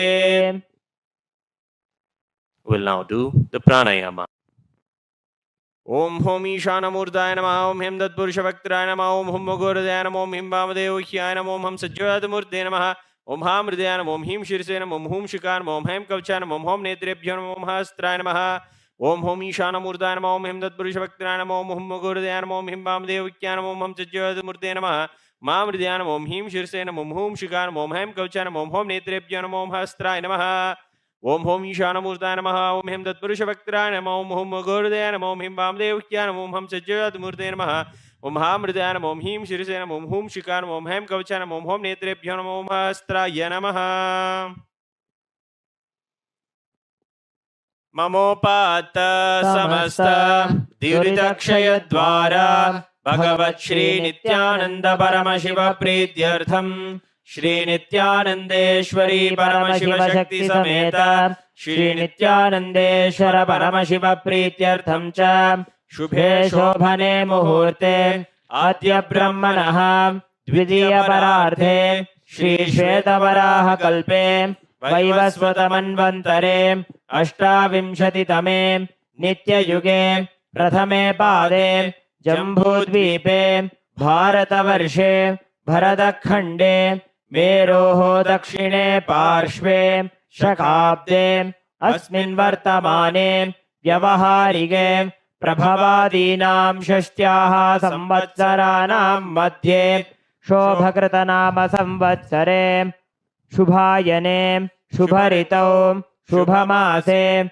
Shubhapakshe Shubhatithau Shubhavasarayuktayam Shubhanakshatra Shubhayoga Shubhakarana Evam Guna Visheshana Vishishtayam Asyam Shubhatithau Shri Kailasonnata Dvadashanta Shyamala Pitharudha Shri Meenakshi Sundareshwara Bhinna Swarupa Parashiva Putra Ratna Kumara Gurumanya Tulyavatara Shri Parvati Sanyapana Labdha Divya Jnana Vishruta Sakala Nikama Gamasara Bhuta Dravida Veda Pravaktre Shrimat Paramashiva Karuna Samadhigata Mukta Maya Chaturashrayana Giyamana Chhatra Chamara Shri Chinnaka Haladi Samasta Birada Valyalankrita Jnana Vijnana Chakravarti Sarvajana Sangha Satyo Nirvana Diksha Vyayapa Varga Varsha Vishrana Jimuta Paramata Kalabha Kesari Shaiva Siddhanta Sthapanacharya Shri Rajadhiraja Pandya Maharaja Guru Chapana Shakyadi Mahandhakara Nivarana Jnana Bhanu Vikshana Narahara Dvajochedana Purvaka Shrimat Rishabhadvaja Sthapaka Shaiva Samaya Kartre Sarvajna Pitharudha Shri Jagat Guru Shri Jnana Sambandha Deshika Swami Vagisha Sundara Manikya Vachaka Swami Nam Avatara Bhuta Shri Jnana Sambandha Swami Punarudrita Shyamala Pitha Sarvajna Pitha Trinavadyuttara Dishatatama Guru Mahasannidhana Arunagiri Yogishwara Paramparagata Arunachala Sarvajna Pitha Guru Mahasannidhana Kailash परम्परागत काञ्ची कैलास सर्वज्ञपीठत्रयस्त्रिंशदुत्तरद्विशततम गुरुमहासन्निधान नित्योत्सव नित्यमङ्गल नित्यकल्याण नित्यरजित कैलास परम्परागत आदि कैलास नित्यानंद पीठ महासंस्थान महासिंहासन पीठ कर्त्रे साक्षात् श्री परमशिव समुद्भूत कैलास परम्परागत वैवस्वतमनु इक्ष्वाकु हरिश्चंद्र भगीरथ श्रीरामचंद्र शूरसेन इत्यादि अनवच्छिन्न सार्वभौम चक्रवर्ती परम्परागत चतुष्षष्टि योगिनी मंडित चतुष्षष्टि संप्रदाय प्रवर्तक मनुधर्म शासन सूर्यवंश प्राप्त सर्वज्ञ पीठ सुरांगी साम्राज्य मूर्धाभिषिक्त चूड़ामणि साक्षात् श्री परमशिव समुद्भूत कपिल महागुरु पुनरुद्धृत महानिर्वाणि पीठ अष्टोत्तर सहस्र श्री महामंडलेश्वर साक्षात् श्री परमशिव समुद्भूत श्री महागणपति समारंभ अनवच्छिन्न पीठाधीश्वर गुरु परंपरा प्राप्त अटल पीठ अष्टोत्तर सहस्र श्री अटल पीठाधीश्वर धर्म मुक्ति स्वर्ग पुरस्वर्ण पीठ त्रयोविंश गुरु महासन्निधान कैलास परम्परागत आदिपीठ सर्वज्ञ पीठ जगद्गुरु श्री कैलास पुनरुद्धारक श्री कैलास परमाचार्य श्रीमत् परमहंस परिव्राजकाचार्य वर्य सच्चिदानंद प्रणव स्वरूप श्रोत्रिय ब्रह्मनिष्ठ श्रीमद् जगद्गुरु श्रील श्री भगवत् श्री नित्यानंद परमशिव श्री ज्ञान संबंध देशिक परमाचार्य स्वामिनां प्रीत्यर्थम तेषां पादारविन्दयोः भक्ति सिद्ध्यर्थम गुरुकृपा कटाक्ष सिद्ध्यर्थम क्षेमस्थैर्य वीर्य विजय आयुरारोग्य ऐश्वर्याणाम् अभिवृद्ध्यर्थम धर्मार्थ काम मोक्ष चतुर्विध फल पुरुषार्थ सिद्ध्यर्थम समस्त दुरितोपशान्त्यर्थम समस्त मंगलावाप्यर्थम भगवत् श्री नित्यानंद परमशिव प्रसादेन सकुटुम्बस्य ज्ञान वैराग्य जीवन मुक्ति प्राप्त्यर्थम श्री नित्यानंदेश्वरी परमशिव शक्ति समेत श्री नित्यानंदेश्वर परमशिव अवतार भूत श्री सर्वदेव देवी स्वरूप भगवन् श्री नित्यानंद परमशिव प्रत्यक्ष पाद पूजां करिष्ये। ओम अबौपस्पृश्य ॐ आगमार्थं तु देवानां गमनार्थं तु राक्षसां घण्टानादं करोम्यादौ देवताह्वानलाञ्छनं घण्टादेवताभ्यो नमः।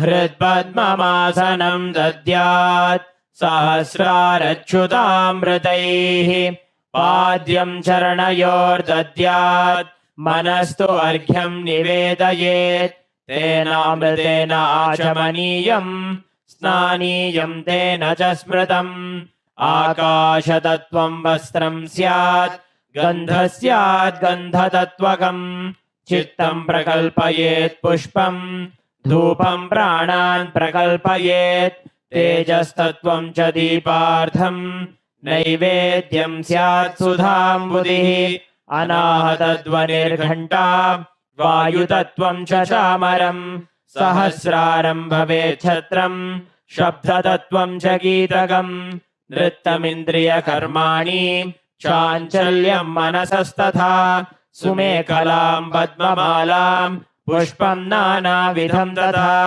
अमायाद्यैर्भावपुष्पैः अर्चयेद्भावगोचरम् अमायम् अनहङ्कारम् अरागं ममदं तथा अमोहगं मदं पञ्च अद्वेष अक्षोभकौ तथा अमात्सर्यं अलोभं च दशपुष्पं विदुर्बुधाः अहिंसा परमं पुष्पम् पुष्पमिन्द्रियनिग्रहः दया पुष्पं क्षमा पुष्पं ज्ञानपुष्पं च पञ्चमम् इति पञ्चदशैर्भावपुष्पैः सम्पूजयेत् भगवन्तं श्रीनित्यानन्द परमशिवम्।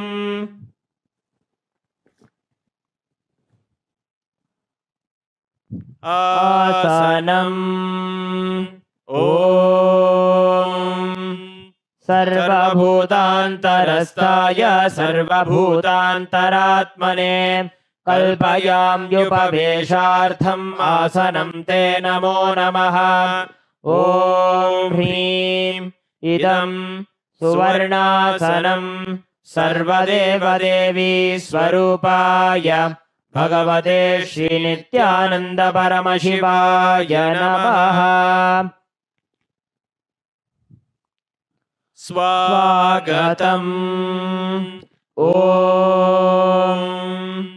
शान्तत्वात् सर्वकर्तृत्वभावोपरतिकारणात् शिव उक्तौ महातन्त्र मन्त्रविद्भिः सदा शिवः तस्मै शिवाय गुरवे वीतरागकलाय वै अमेयत्वादनन्तोऽयम् अजत्वाच्च प्रकीर्तितः यस्य दर्शनमिच्छन्ति देवाः स्वाभीष्टसिद्धये तस्मै ते परमेशान स्वागतं स्वागतं प्रभो अद्य मे सफलं जन्म जीवनं सफला क्रियाः स्वागतं यत्त्वया तन्मे तपसां फलमागतम् ॐ ह्रीं सर्वदेवदेवी स्वरूप भगवत् श्रीनित्यानन्द परमशिव स्वागतं सुस्वागतं ते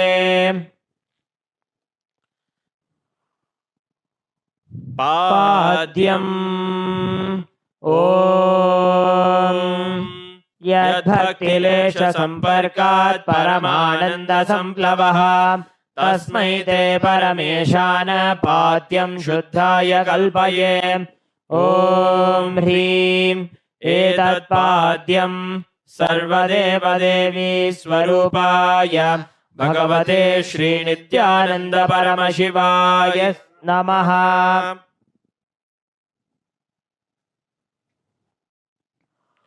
अर्घ्यः ॐ दूर्वाक्षतसमायुक्तं बिल्वपत्रं तथा परं शोभनं शङ्खपात्रस्थं ग्रहाणार्घ्यं महेश्वर ॐ ह्रीं एषोऽर्घ्यः सर्वदेवदेवी स्वरूपाय भगवते श्रीनित्यानन्द परमशिवाय स्वाहा आचमनीयम् ॐ मन्दाकिन्यास्तु यद्वारी सर्वपापहरं शुभम् ग्रहाणाचमनीयं त्वं मया भक्त्या निवेदितम् ॐ ह्रीं इदम् आचमनीयोदकं सर्वदेवदेवी स्वरूपाय भगवते श्रीनित्यानन्द परमशिवाय स्वधा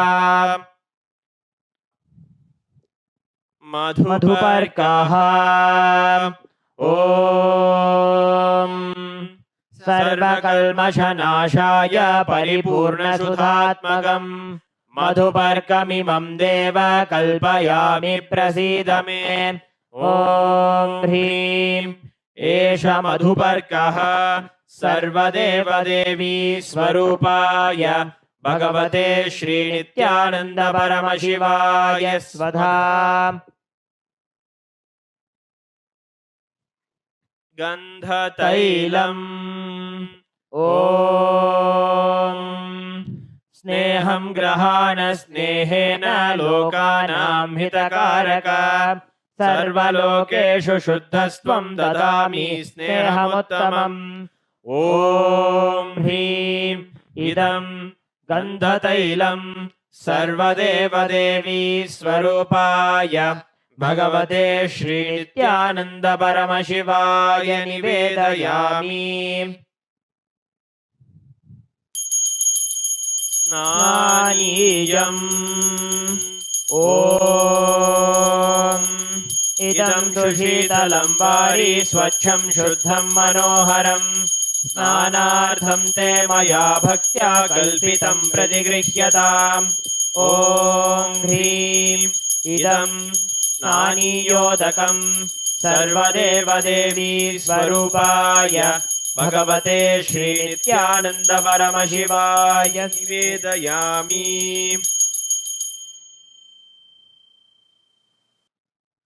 वस्त्रम् ॐ मायाचित्रपटाच्छन्न निजगुह्योरुतेजसे निरावरणविज्ञाय वासस्ते कल्पयाम्यहम्। ॐ ह्रीं इदं वस्त्रोत्तरीयं सर्वदेवदेवी स्वरूपाय भगवते श्रीनित्यानन्द परमशिवाय निवेदयामि।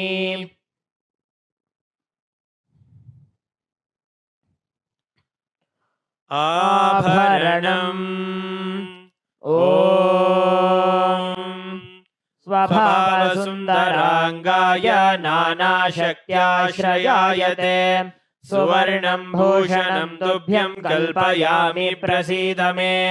ॐ ह्रीं इदं सुवर्णाभरणं सर्वदेवदेवी स्वरूपाय भगवते श्रीनित्यानन्द परमशिवाय निवेदयामि। गन्धः ॐ शरीरं ते न जानामि चेष्टां नैव च मया निवेदितान् गन्धान् प्रतिगृह्य विलिप्यताम्। ॐ ह्रीं एष गन्धः सर्वदेवदेवी स्वरूपाय भगवते श्रीनित्यानन्द परमशिवाय नमः।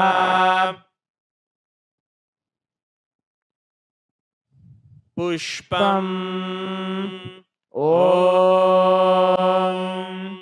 तुरीयवनसम्पन्नं नानागुणमनोहरम् आनन्दसौरभं पुष्पं गृह्यताम् इदमुत्तमम्।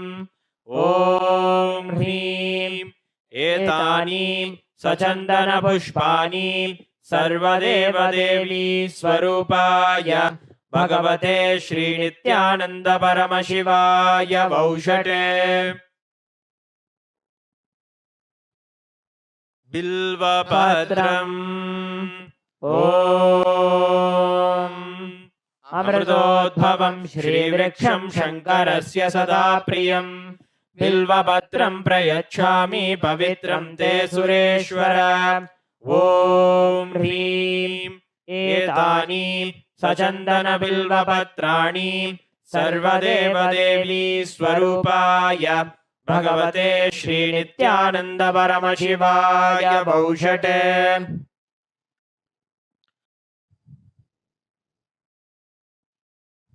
तुलसीपत्रम् ॐ नमस्ते बहुरूपाय वरदमूर्तये परमात्मने स्वाहा। ॐ ह्रीं इदं सचन्दनतुलसीपत्रं सर्वदेवदेवी स्वरूपाय भगवते श्रीनित्यानन्द परमशिवाय नमः।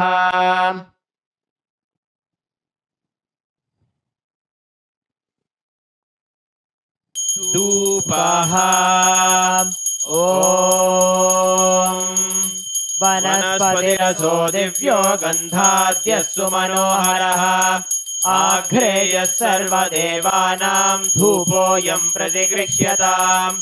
ॐ ह्रीं एष धूपः सर्वदेवदेवी स्वरूपाय भगवते श्रीनित्यानन्द परमशिवाय नमः। दीपः ॐ सुप्रकाशो महादीपः सर्वतस्तिमिरापहः सबाह्याभ्यन्तरज्योतिर्दीपोऽयं प्रतिगृह्यताम्। ॐ ह्रीं एष दीपः सर्वदेवदेवी स्वरूपाय भगवते श्रीनित्यानन्द परमशिवाय नमः।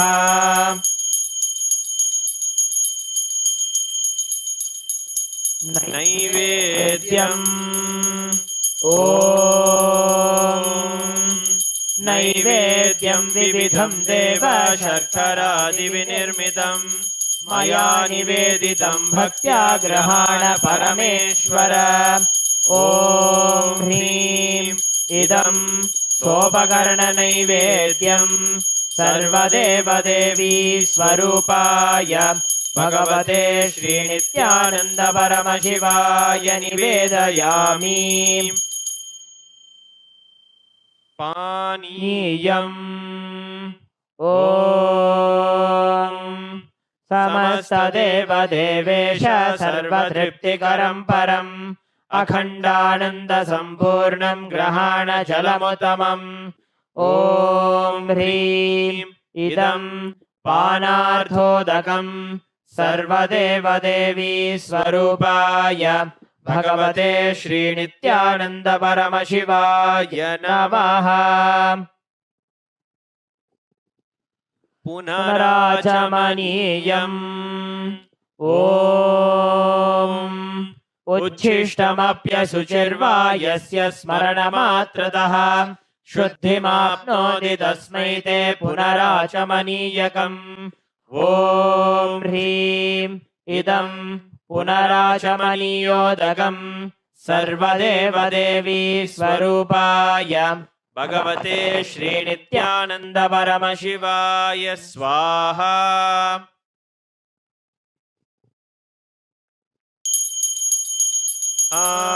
आरात्रिकम् ॐ ह्रीं एषा दीपमाला सर्वदेवदेवी स्वरूपाय भगवते श्रीनित्यानन्द परमशिवाय नमः। ॐ साङ्ग्रहण्येष्ट्यायजते इमां जनतागुं सङ्गृह्णानीति द्वादशारत्नीरचना भवति। द्वादशमासा संवत्सरः संवत्सरमेवावरुन्धे मौञ्जी भवति। ऊर्ध्वै मुञ्जाः ऊर्जमेवावरुन्धे चित्रा नक्षत्रं भवति। चित्रं वा एतत्कर्म कर्पूरगौरं करुणावतारं संसारसारं भुजगेन्द्रहारं सदा वसन्तं हृदयारविन्दे भवं भवानी सहितं नमामि। भवं भवानी सहितं नमामि। भवं भवानी सहितं नमामि। आरात्रिकं समर्पयामि भगवत् श्री नित्यानंद परमशिव चरणकमलेभ्यो नमः।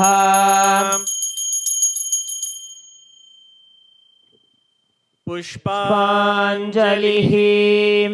गुरुर्ब्रह्मा गुरुर्विष्णुः गुरुर्देवो महेश्वरः गुरुः साक्षात् परं ब्रह्म तस्मै श्री गुरवे नमः। अखण्डमण्डलाकारं व्याप्तं येन चराचरं तत्पदं दर्शितं येन तस्मै श्री गुरवे नमः।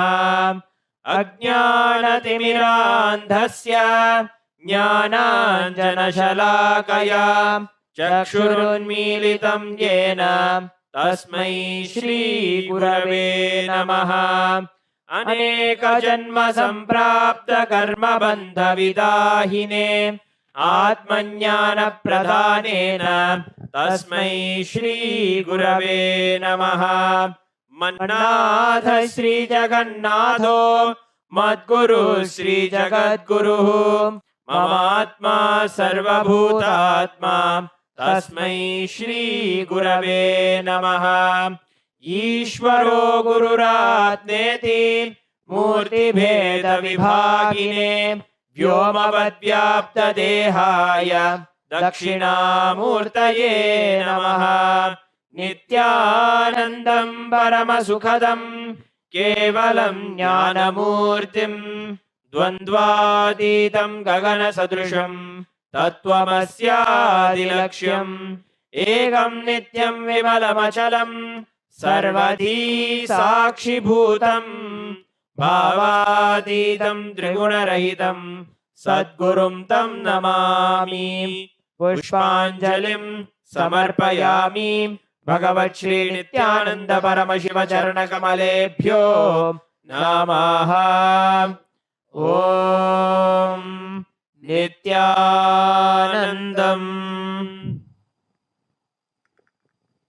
With this, we come to the end of the Guru Puja. We will now be beginning the Paramashiva Puja. Om Atmatattvam Shodhayami Swadha. Om Vidyatattvam Shodhayami Swadha. Om Shivatattvam Shodhayami Swadha. Om Ham Hridayaya Namaha. We will now be performing the Sakali Karanam. Please look at the Acharya. Om Ha Astraya Namaha Shaktaye Voshate. Om Ham Shivasanaya Namaha. Om Ham Shivamurtaye Namaha. Om Ham Satyojatamurtaye Namaha. Om Him Vamadeva Guhyaya Namaha. Om Hum Agora Hridayaya Namaha. Om Him Tatpurushavaktraya Namaha. Om Hom Ishanamurdhaya Namaha. Om Ham Hom Vidyadehaya Namaha. Om Hom Netrebhyo Namaha. Om Ham Hom Shivaya Namaha. Om Ham Hridayaya Namaha. Om Him Shirase Namaha. Om Hum Shikhaye Namaha. Om Haim Kavachaya Hum. Om Ha Astraya Namaha. Om Haim Kavachaya Hum. Om Ham Shivaya Voshate. Om Ham Hom Shivaya Namaha. Om Ham Shivasanaya Namaha. Om Ham Shivamurtaye Namaha. Om Ham Satyojatamurtaye Namaha. Om Him Vamadeva Guhyaya Namaha. Om Hum Agora Hridayaya Namaha. Om Him Tatpurushavaktraya Namaha. Om Hom Ishanamurdhaya Namaha. Om Ham Hom Vidyadehaya Namaha. Om Hom Netrebhyo Namaha. Om Ham Hom Shivaya Namaha. Om Ham Hridayaya Namaha. Om Him Shirase Swaha. Om Hum Shikaye Voshate.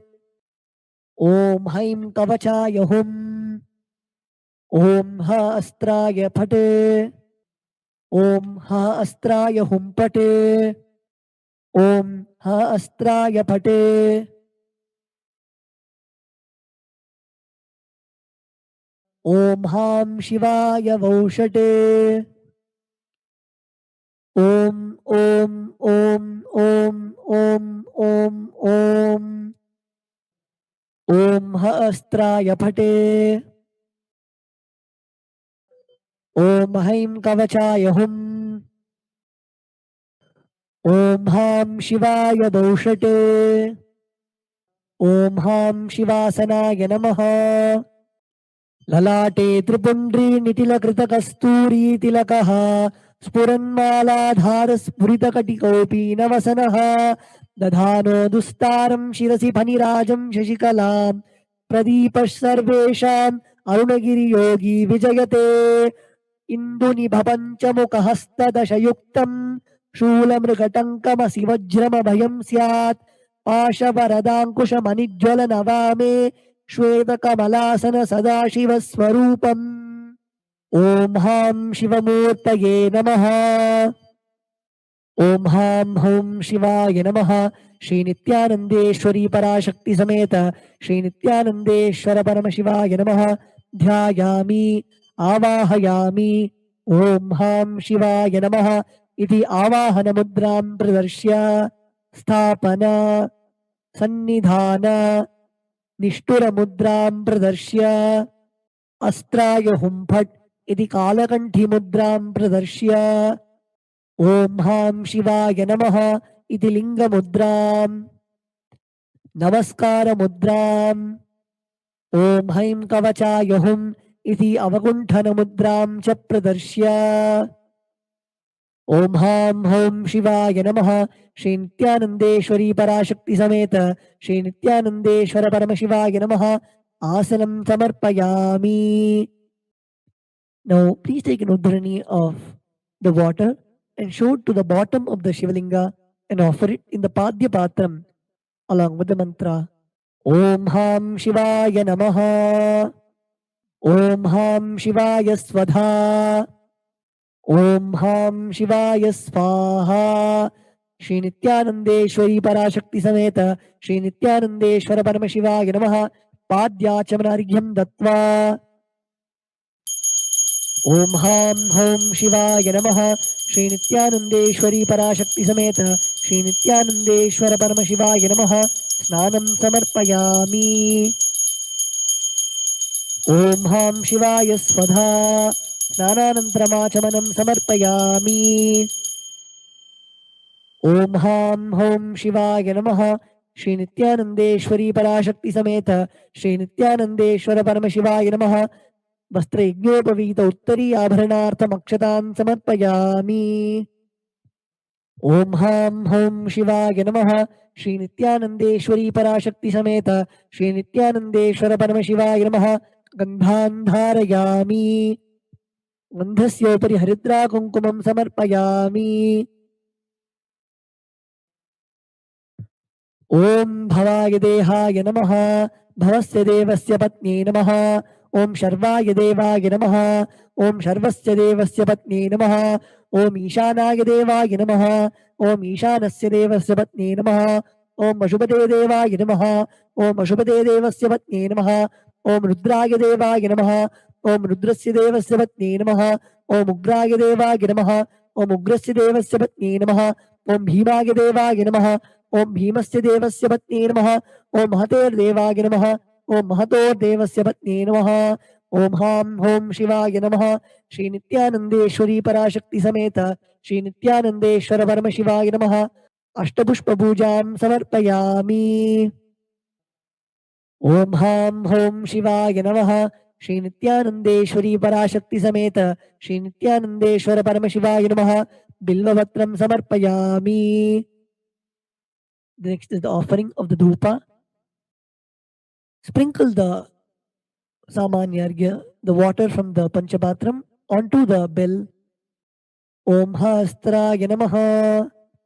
Now sprinkle the water onto the dhupa stand, chanting the mantra Om Hastraya Phate. Now offer the flower on the incense sticks, chanting the mantra Om Ham Hridayaya Namaha. Om Ham Hom Shivaya Namaha Shri Nithyanandeshwari Parashakti Sameta Shri Nithyanandeshwara Paramashivaya Namaha. Dhupam Aghrapayami. Om Ham Shivaya Svadha. Om Hastraya Pate. Om Ham Hridayaya Namaha. Om Ham Hom Shivaya Namaha Shri Nithyanandeshwari Parashakti Sameta Shri Nithyanandeshwara Paramashivaya Namaha. Deepam Darshayami. Om Ham Shivaya Svadha. Om Hastraya Pate. Om Ham Hridayaya Namaha.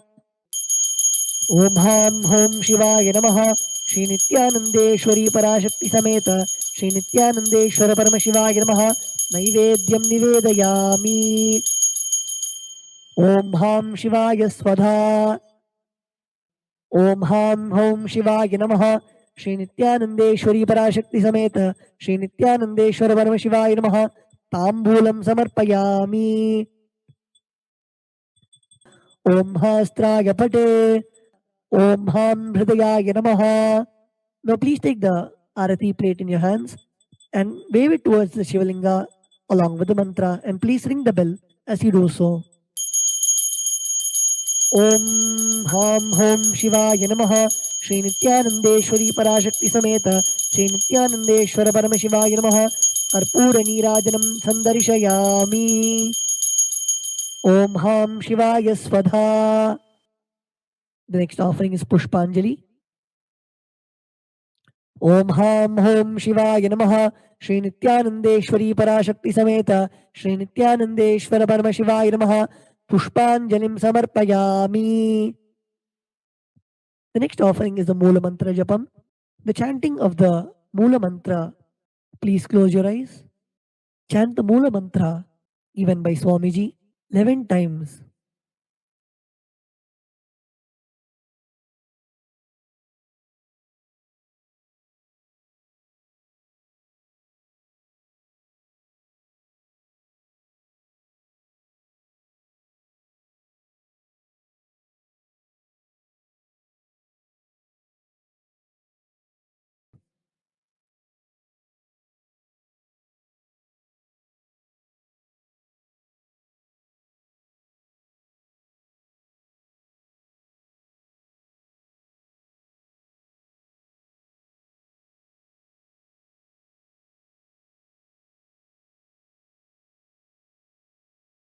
Now we'll be offering the japa that we have chanted.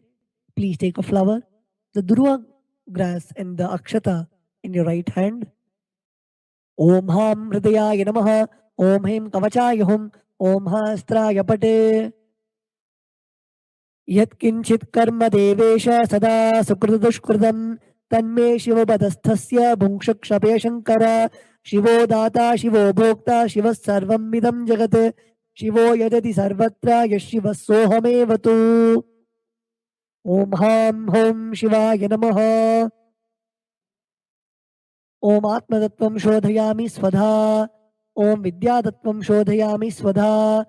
ॐ शिवतत्त्वं शोधयामि स्वधा. Om Ham Hridayaya Namaha. We will now be chanting the Purna Mantra. Please place your hands in the Atmanjali Mudra and close your eyes. Om Purnamadah Purnamidam Purnat Purnamudachyate Purnasya Purnamataya Purnamevavashishyate. Om Shanti Shanti Shanti. Hari Om Tat Sat. Sarvam Bhagavat Shri Nithyananda Paramashiva Padukarpanamastu. Om Nithyanandam